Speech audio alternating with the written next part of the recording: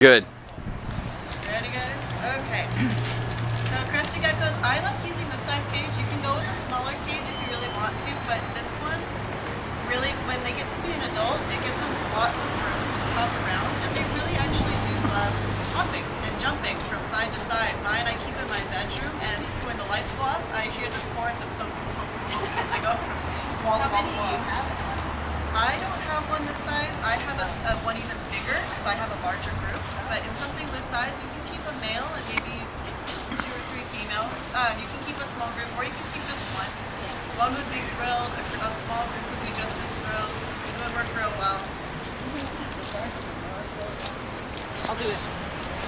We're out there, right there. Straight across the parking lot.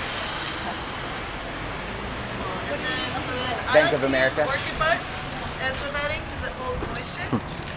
This way it's going to keep it humid but not sopping wet. The goal is that they have humidity. They're from an area of the world where it does get humid and dries out. Basically, orchid bark is just to keep it get too dry. You don't want to use sand. You don't want to use... I actually don't like using the cocoa fiber stuff. I find that it tends to get in their mouth and it causes problems. I've even read that sometimes they can accidentally ingest this, but do you not find that to really be a problem? Mine have had no issues with it at all. If you keep them correctly, it's usually not as much of an issue, especially bigger adults and the bigger babies, not as much of an issue. There's nobody out in the wild picking the stuff out of their mouth for them, laying down paper towels so they're okay. No, So yeah, I it's was not- planning on going with this. I just had read that sometimes they might accidentally bite something. They totally can, but they can also just poop it back out or spit it out. They're actually able to do that, and a lot of people underestimate their ability to do so. And you just caring about it, you're going to keep an eye on it. You're going to watch it. The chances of it happening are really low. And then I really like using live plants, especially live ficus, in mine. And you can see this one is a little shorter. Crested geckos really, really love nestling in the leaves of ficus trees like this. What you'll find is that they'll curl up like right in the branches there and sleep during the day, and then they'll kind of drain themselves all over the branches during the day at night, and then jump from branch to branch and all over the cage. You can, in a bigger cage, you can use 2. Have one on each side, but in the cage this size, it's going to kind of cram it. They really, really do love to jump around. So if you give them this much extra space, they're really going to utilize it. In the wild, they also claim pork hollows in trees.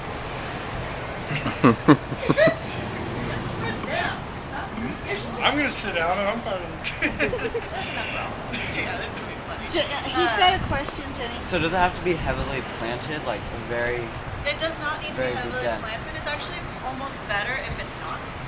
If you only keep about half of it with the plants, that's actually best. You don't want to have too much of the They plant want material. some free open space. Yeah, they want lots of open space to jump around, just like she said. So that way when you have a cage like this, what they'll do is they'll sit up here and then literally as soon as those lights go off at night, you just hear them just bouncing on the wall. That's cool. In the wild, like I was saying, they kind of claim pork hollows and pork bark to make their nest in and to sleep. And a lot of times in other species of geckos, it's India, and other species of geckos like Leachianus, they actually form pair bonds and they'll use the same hollow. Cresteds aren't quite so closely bonded, but I find especially with my group at home that I've had there for a while, they all have their own niches to sleep. So what you can do is give them a couple of pork logs, just like they'd have if they were out in the wild. So that way they've got choices about where to go and what to do. And that's pretty much it. It doesn't need to be super crowded or super complex. They actually almost prefer it if it's not. Just so that way they can find their way around and figure out what's going on. And then a water bowl. They will go down and drink. And a nice big water bowl like this actually allows for water to evaporate in the cage as well. So that way there's lots of moisture in the cage without it being necessarily wet. And what you can also do, again, since up here in Menifee it's actually really dry a lot of the time, like all of the time maybe, instead of just some of the time, you can also get moss.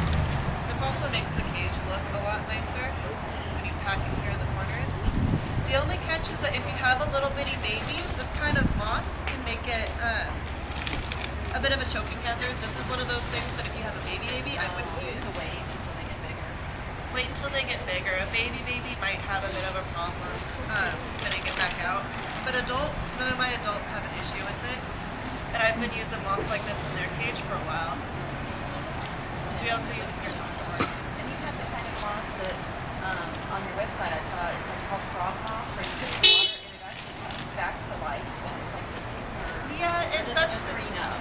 It just greens up pretty much. If you look at the big storm vivarium we have inside, it's basically like a planted carpet. Yeah. It's not going to do quite the same thing. Okay. Although if you really like the way it looks, and it does look really neat, you can put it in here, but it won't.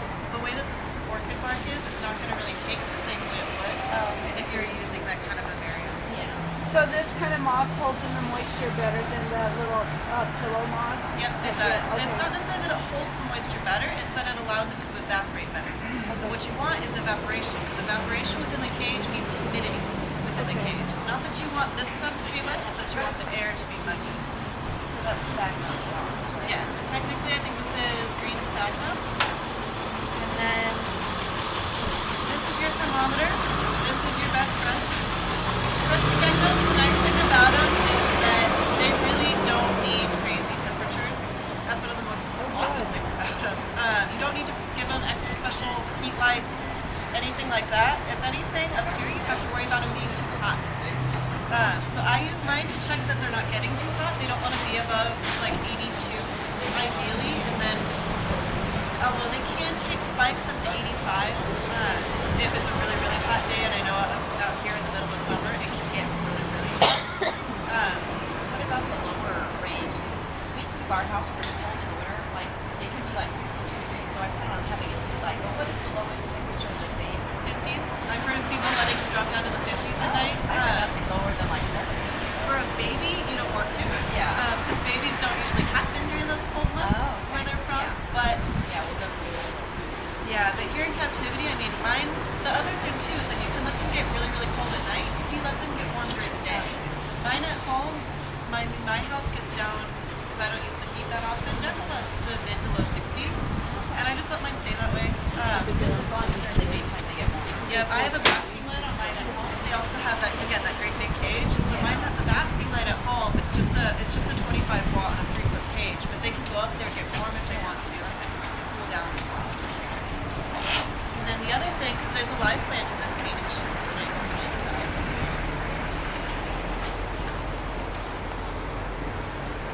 is that you're going to want to use some kind of light for it. I find that most of the crested geckos, the leachianas, the gargoyles, they all do way better when they have some kind of UV on them. It doesn't need to be crazy. Like, I'm not talking the strip light, you have to watch and monitor it all the time. But one of these little compact fluorescents down on there, especially right over that light, you end up with bigger, healthier animals that feed more consistently, that feed better, and just look nicer. It helps the plants grow, it makes the geckos look awesome. So that's a 5.0 right there? Yeah, I've got a 5.0. It's a nice bright light. It doesn't need to be too super intense. You don't need the 10.0. It's not a desert animal. This is more like what they would be receiving in the wild in the shade. Okay. So it's a nice natural wavelength for human being. And then when it comes to supplements, one of the most awesome things about crested geckos is that they really don't need that much to eat. I mean, you give them some of this about once or twice a week. You give them crickets maybe once or twice a week. This stuff you don't need to add anything to. Crickets you dust in a nice calcium powder. This one is the LLLReptile. It's got multivitamins in it too. It just needs a very, very light coating of this. You can actually kind of overdo it with them sometimes. So you don't want to go too crazy with a coated white cricket that's walking and shedding calcium as it goes. You just want a light coating so that it looks kind of grayish. You can feed more or less crickets depending on what you're comfortable with. I know some people who do crickets almost never. Their geckos are just fine. I know some people who do crickets all the time, like me, and their geckos are also just fine. It's more just how you supplement, how you balance everything out. So if you don't do crickets that often, you just mix some of the Reptivite vitamins with the. You don't need to. The Rapashi diet actually comes with everything in it. That's one of the best things about it. Calcium. It's got it all. The only thing that I caution is that when you're not adding any crickets or anything to it, you have to be real careful. I would definitely recommend the light if you're not adding anything extra. It just sometimes can get a little wonky.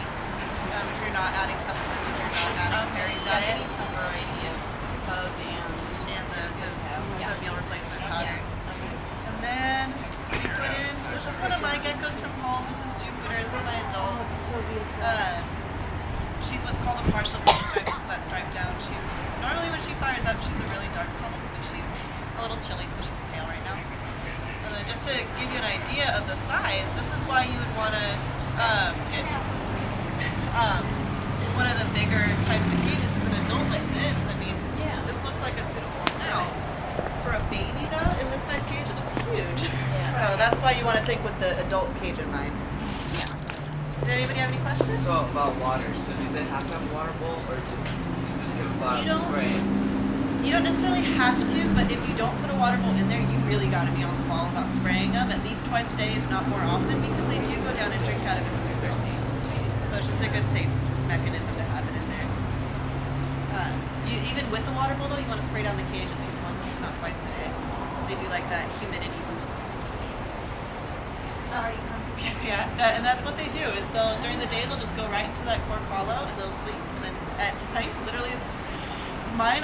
If you look at our Facebook page, I've got pictures. I surprised mine one day. I came home a little later than usual. The lights were all off, and I took a picture with the flash. I couldn't see in the cave, but I took the picture with the flash. You see all of them out. They're like, I didn't know what was going on. And all of them, I was like, I wasn't even sure that they were all coming out doing well. I was planning the next day on going through and finding them all because I hadn't seen all of them at once in a while. And they're all out, and they're all fat, and one of them has a cricket in its mouth. I'm like, well, I guess you guys are fine. You're just hiding. So I guess it's not a good idea. Are they so nocturnal that you shouldn't even try to take them out during the day? I've been messing with this one all day. Once they get to be adults, it doesn't matter as much. A baby, you might want to leave. It can be kind of hard to get them out. They'll be a little scared if you wake them up. I wouldn't take it out for hours upon hours every single day. But occasional handling during the day, not that big deal. They're nice, they're tough, they're super mellow. So do they paste their eggs on the glass like other? They dig. When it comes to egg laying time, they're not going to paste it like the day geckos do. They actually dig down in a pot and lay them down there. Aside from crickets, do they sometimes have worms too, like the mealworms? I've tried leaving worms out for mine. I think they eat them sometimes. I'm never really sure if they eat them or they just get out. So it seems like they prefer the crickets. They much prefer the crickets. The crickets move. Mine will also eat dubia cockroaches, which are a type of winged cockroach that don't climb glass. So it's really easy to breed them, and also really nice because then if you've got a glass cage, they don't go anywhere except the ground. So here's that. Yeah, I mean she's gonna be just fine. She's got good weight on her. So the stress of one day of being out during the day is negligible compared to her overall health. She's beautiful. Is she full size? She's pretty close to adulthood. Yeah, she's about a year. Yeah, almost exactly a year old. I got her not long after the storm. So she's almost a year old. And about how long do they live? A long time. They were only recently rediscovered in the early 90s. So it's not sure if their lifespan is 5 to 10 years, which a lot of people is what they manage, especially if you don't supplement or light correctly. Or if it can live even longer. I mean, there's some people who have much older Cresteds at this point, but it's going on 20 years since we discovered them. So there's Cresteds that are still from that first generation of wild collected Crested Geckos that are still alive, so it's a possibility. Then the last thing I would recommend is to pick up a book. Books are super helpful. Any questions that you have that you don't remember, if I answered them or you can't remember everything I said, a book is your best. I really like the one by Robbie Hamper called the Professional Breeder Series.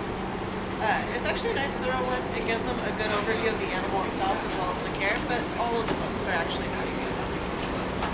There you go. That's a basic Crested setup.